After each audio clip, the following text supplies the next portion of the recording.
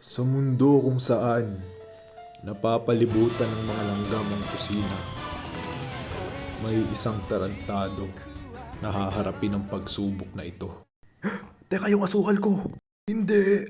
Nalimutan ko na naman bantayan! May langgam na naman ang kape ko! Wala ngayon, hindi ko na to hayang mangyari pa ulit. At nagsimula na nga ang pag-iensayo ng tarantado upang harapin ang pinakamalaking pagsubok ng kanyang buhay. Wawagi pa siya sa invento niyang ito. Malalaman natin.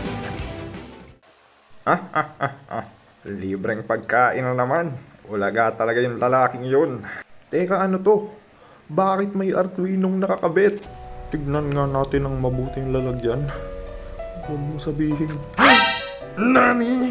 Bakit may passcode na ilagay nila ng asukal? Hindi maaari. Hindi ko rin mabuksan yung takip. Paano na to? Patapusan mo na lang, Gam. Pagsisihan mo lahat ng asukal na ninakaw mo sa akin. Kasi kung tunay kang langgam, hindi mo kukunin ang asukal na pagmamay-ari ng iba.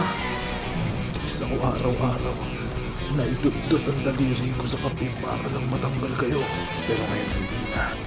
Teka, langgam nga pala ako. Nagka-identity crisis ako sa invento nun ah. Pwede nga pala akong pumasok lang sa butas na yan. Oo nga no. Ngayon ko lang na-realize kung kailan nag-e-edit na ako tapos na mag-build. Di bale. Hindi pa dito nagtatapos ang pagtutuos natin, langgam, humanda ka sa susunod.